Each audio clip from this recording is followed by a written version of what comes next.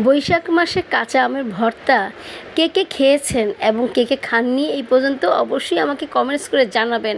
Hello friends, আসসালামু আলাইকুম বন্ধুরা। আমি তানিয়া হায়দার পেজ থেকে তানিয়া বলছি। অবশ্যই আমাকে চেনেন আপনারা, আর যারা চেনেন না আমি তো আমার পরিচয়টা দিয়ে দিলাম। আমার ভিডিওটা যার সামনে আসবে অবশ্যই পুরো ভিডিওটা দেখবেন, তাহলে দেখবেন যে ঝটপট করে মজাদার একটি আমের ভর্তা আমি কিভাবে বানাচ্ছি সেটাই কিন্তু আমি আপনাদেরকে আজকে দেখাতে যাচ্ছি। তো খুবই মজা হয়, কারণ এখন হচ্ছে আমের সিজন, কাঁচা আমের সিজন, ঠিক আছে। তো এখন কিন্তু এই কাঁচা আমের ভর্তা আসলে যদি না খান তাহলে তো অবশ্যই মিস করবেন।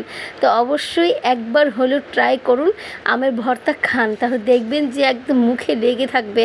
তো আমি কিন্তু আমগুলো মানে একদম রেশা করে নিয়েছি, আর এখানে কিন্তু শুকনা মরিচ দিয়েছি, শুকনা যে মরিচগুলো টেলে আমি দিয়েছি। আর এখানে লবণ, চিনি আছে, লবণ আছে, কাসুন্দ আছে। আর কাসুন্দ ছাড়া তো আসলে আমের ভর্তা একদমই কল্পনা করা যায় না, ঠিক আছে। কাসুন্দ তো আমাদের খেতেই হবে আমের সাথে। তো যাই হোক, আমি এখানে কিন্তু চিনির পরিমাণটা একটু বেশি দিয়ে দিয়েছি, কারণ আমি একটু মিষ্টি খেতে বেশি পছন্দ করি। আর মরিচের আমি একটু বেশি দিয়ে দিয়েছিলাম। তো আমার দুই ছেলে খাবে, ওরা আসলে মরিচ বেশি খেতে পছন্দ করে না, তাই আমি আরেকটু মরিচ তুলে নিলাম। আপনারা যদি মরিচ খেতে ভালোবাসেন তাহলে অবশ্যই একটু বেশি পরিমাণ মরিচ দিবেন, ঠিক আছে। আর দিয়ে দিলাম কাসুন্দম।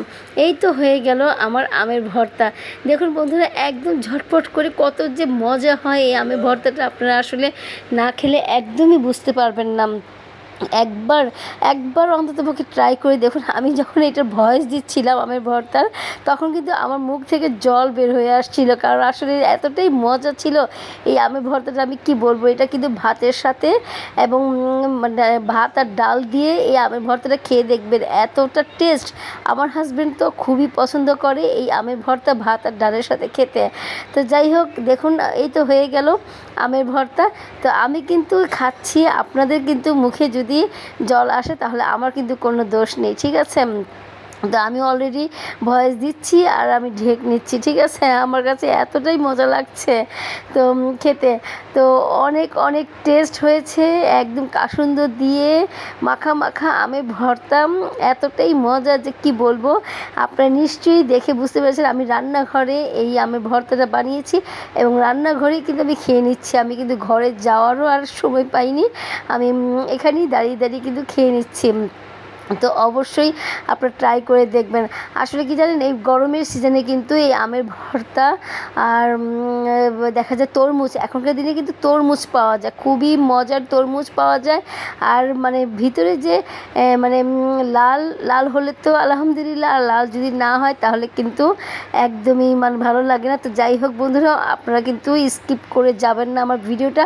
আমি কিন্তু এরপরে যে ভিডিওটা নিয়ে আসবো সেটা হচ্ছে তরমুজের। আমি একটা তরমুজ কিনেছি, সেই তরমুজের ভিডিওটা অবশ্যই আপনারা দেখবেন, ঠিক আছে। তো যাই হোক বন্ধুরা, আমি কিন্তু আমের ভর্তাটা খুব ঝটপট করে একদম সহজ করে বানিয়ে দেখিয়ে দিয়েছি। অবশ্যই আপনারা ট্রাই করবেন এবং আমাকে কমেন্টস করে জানাবেন যে কেমন হলো আমার এই আমের ভর্তাটা, ঠিক আছে। তো আমি একটু পরে কিন্তু আমি আমার যে তরমুজের একটা ভিডিও নিয়ে আসবো, সেটা অবশ্যই পুরো ভিডিওটা দেখবেন, কারণ আপনাদের জন্যই কিন্তু আমরা ভিডিও তৈরি করি এবং ভিডিও আমরা আপলোড দিই, ঠিক আছে। আপনারা যদি আমাদেরকে উৎসাহিত না করেন তাহলে কিন্তু আমরা ভিডিও মানে আপলোড দিতে পারবো না, ঠিক আছে। তো যাই হোক, এই কারণে আমরা কিন্তু ভিডিও তৈরি করার একটা আগ্রহ থাকবে। এই হচ্ছে তরমুজ। দেখুন বন্ধুরা, এখনকার দিনে গরমের সিজনে কিন্তু তরমুজ খেতে ভীষণ ভালো লাগে। তো আমি বেশ কতগুলোই তরমুজ কিনেছি গরমের সিজনে, কিন্তু এই প্রথম আমি একটা ভিডিও করছি যে তরমুজের, যে দেখি এটার ভিতরে কি আছে, কেমন লাল, সেটাই আমি আজকে আপনাদেরকে দেখাতে যাচ্ছি। তো দেখা যায় এটা আসলে ভাগ্য, তরমুজ কেনার পরে যে লাল হবে কি না হবে সেটা আসলে ভাগ্য। ওয়াও, কি দারুণ, কি দারুণ লাল হয়েছে, নিশ্চয়ই দেখতে পাচ্ছেন। মানে খুবই সুন্দর, একদম মানে লাল টুকটুকে তরমুজের কালারটা, ঠিক আছে। এতটাই সুন্দর যে কি বলবো, আপনারা নিশ্চয়ই দেখে একদম